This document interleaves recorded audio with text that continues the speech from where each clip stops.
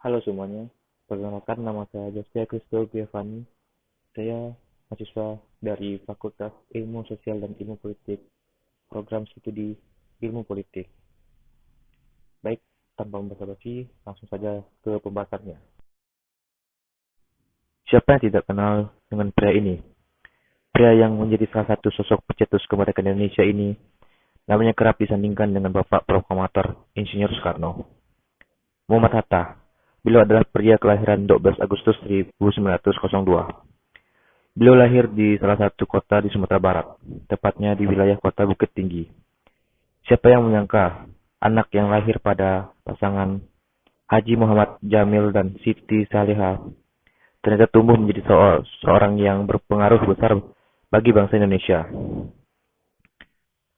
Dr. Andes Haji Muhammad Hatta adalah wakil gubernur pertama bagi negara Indonesia. Masa kecilnya, Muhammad Hatta kecil tumbuh di bawah pengasuhan ibunya, Siti Salihah. Saat ia berusia 8 bulan, ayahnya Bapak Haji Muhammad Jamil pun meninggal dunia. Muhammad Hatta kecil menjadi satu-satunya anak laki-laki. Di antara 6 bersaudara perempuannya saat itu, Muhammad Hatta tumbuh menjadi sosok pemuda yang memiliki ketertarikan kuat untuk organisasi pergerakan kala itu. Ketertarikan beliau telah terlihat semenjak ia duduk di Mir Urgerbet Sleger School atau sederajat sekolah menengah pertama. Saat itu, Muhammad Hatta memilih bergabung dan menjabat sebagai bendahara di Perserikatan Jong Sumatera PON.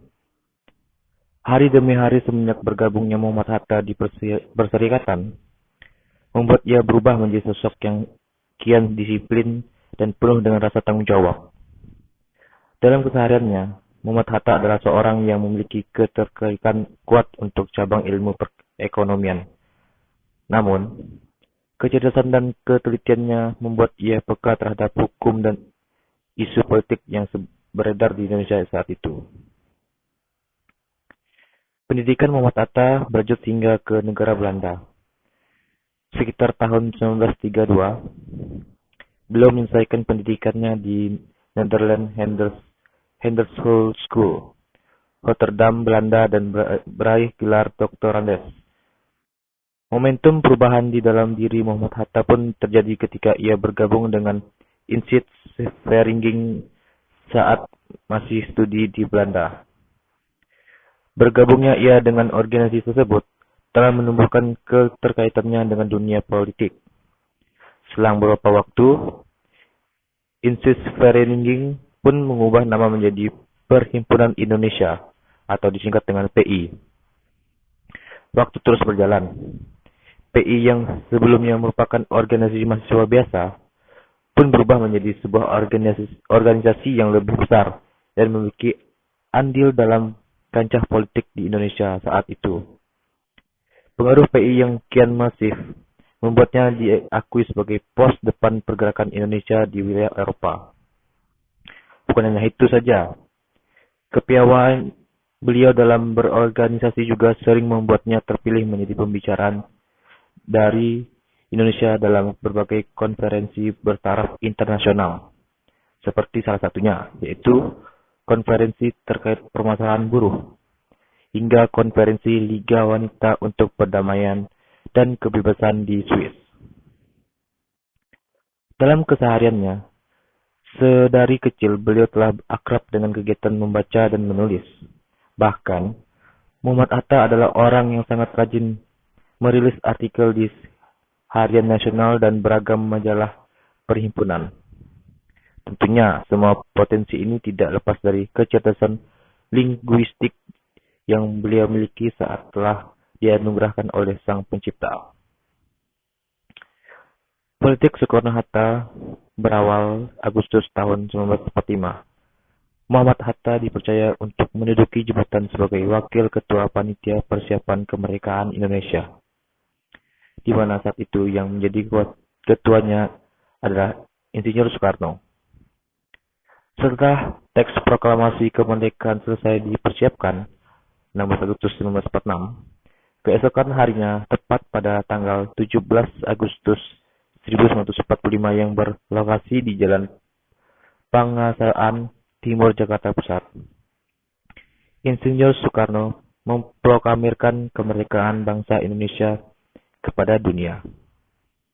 Dan keesokan harinya pada tanggal 18 Agustus di tahun yang sama, Insinyur Soekarno dilantik menjadi Presiden pertama Indonesia dengan didampingi Bapak Muhammad Hatta sebagai Wakil Presiden pertama Indonesia.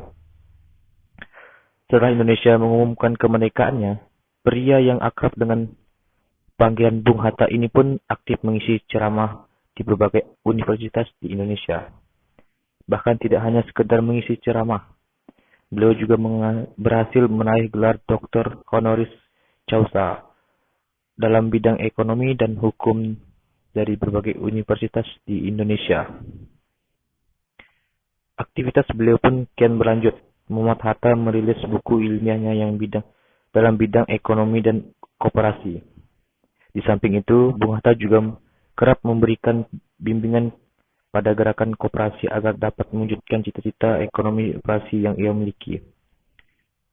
Sekitar tahun 1951, tepatnya tanggal 12 Juli, Bapak Muhammad Hatta menyampaikan pidato lewat radio sebagai bentuk penyambutan kepada Hari Koperasi Indonesia.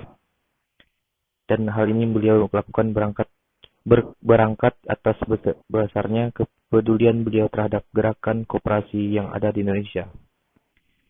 Pada tanggal 17 Juli 1953, Bung Hatta pun ditunjuk sebagai Bapak Koperasi Indonesia pada saat Kongres Koperasi Indonesia di Kota Bandung.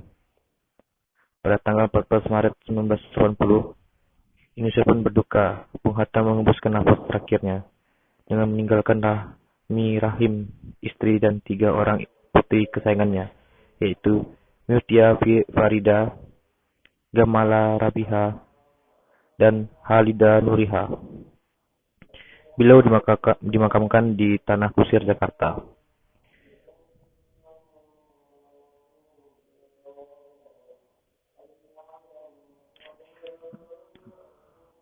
Soekarno juga sebagai teladan untuk negara kita. Beliau juga banyak mencetuskan berbagai pemikirannya untuk Indonesia. Dan beliau juga layak kita tiru. Seperti contohnya sosok yang menjunjung tinggi kedisiplinan serta keteraturan. Rajin membaca buku, selalu bekerja dengan hati-hati dan sistematis. Berjuang tanpa kekerasan, teguh di atas prinsip. Baik, tadi itulah penjelasan kita tentang sejarah singkat Insinyur Muhammad Hatta atau biasa dikenal dengan Bung Hatta dan beberapa pemikiran politiknya. Baik, terima kasih.